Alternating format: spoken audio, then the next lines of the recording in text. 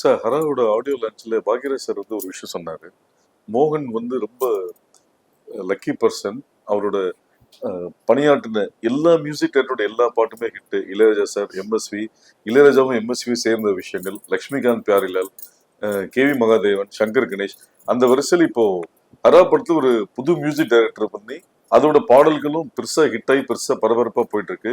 உதாரணத்துக்கு அந்த மகளேன்ற ஒரு பாட்டு, ஒரு ஹார்ட்ஃபுல் சோல்ஃபுல் சாங், ரொம்ப பெயினான சாங் அப்படின்னு எல்லா ஃபாதர் டாக்டரும் ரிலேட் பண்றாங்கன்ற போது இந்த ஜேர்னியை ஒரு லெஜெண்டரி மியூசிக் டைரக்டர், ஒரு நியூ மியூசிக் டைரக்டர்ஸ், இதை நீங்க எப்படி பாக்குறீங்க? ஐ ஆம் பிளெஸ்ட். கடவுளுக்கு நன்றி சொல்லணும், இந்த டைரக்டர்ஸுக்கு நன்றி சொல்லணும், இசையமைப்பாளருக்கு நன்றி சொல்லணும். ஏன்னா ஒவ்வொரு படத்தும் அதான் சொன்ன மாதிரி பாக்யராஜ் சொன்னாருங்கிறத விட நான் சொல்றது, இப்போ லக்ஷ்மிகாந்த் பேரலால் வந்து மதர்லேண்ட் பேனர்லேயே,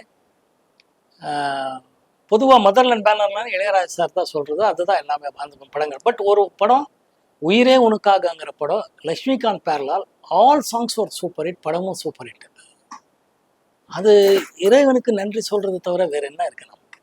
அந்த டைரக்டர் கதை, திரைக்கதை, அது வந்து ஆர் செல்வராஜ் ஆகட்டும், வல்லபன் ஆகட்டும், உட்காந்து எழுதி அதை கனெக்ட் பண்ணுறதுக்காக மியூசிக் பண்ணுறதாகட்டும், கலைமணி சார் ஆகட்டும், நிறைய கதாசிரியர் ஆகட்டும், டைரக்டர் பண்ணுறது, அவர் வந்து இசையமைப்பாளர்கிட்ட வேலை வாங்கி இந்த மாதிரி பாடல்கள் இருந்தால் நல்லா இருக்கும்னு சொல்லி அந்த பாடல்கள் கொடுத்ததுக்கப்புறம், வரிகள் எழுதுனதுக்கப்புறம் அது எப்படி கொண்டு வந்து சேர்க்கலாங்கிறது பண்ணும்போது, அதை நினைச்ச மாதிரியே மக்கள்கிட்ட, ஆடியன்ஸ் கிட்ட கனெக்ட் ஆகும்போது தான் வெற்றின்னு நான் சொல்லுவேன்.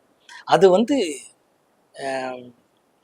எல்லா இசையமைப்பாளரும் எல்லா டைரக்டர்களுக்கு தான் நான் நன்றி சொல்கிறேன்.